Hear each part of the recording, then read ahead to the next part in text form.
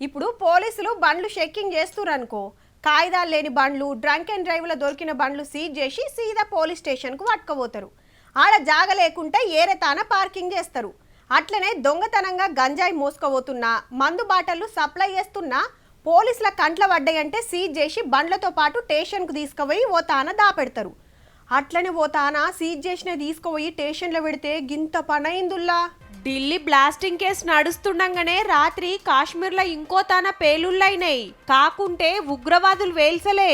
మొన్న హర్యానా రాష్ట్రం ఫరీదాబాద్లా 360 కిలోల పేలుడు పదార్థాలు దొరికితే అవన్నీ జమ్మూ కాశ్మీర్ నౌగాం పోలీస్ స్టేషన్లో పెట్టిండ్రు.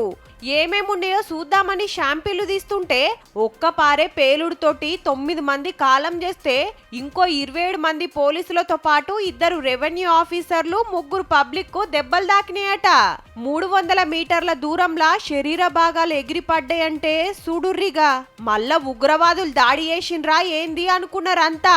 పేలుడుకు పక్కపొంటి బిల్డింగ్లు గిట్ల అదిరినాయి. స్టేషన్ కాడ పెట్టిన బండ్లన్నీ కాలిపోయినాయి. మొన్న ఢిల్లీలా కార్ల బాంబులు పెట్టి 12 మంది పానాలు మింగితే ఇప్పుడు ఇట్లా. అయితే మొన్నటి పేలుళ్లకు ముందు పట్టుకున్న మాలే ఇప్పుడు వేలింది.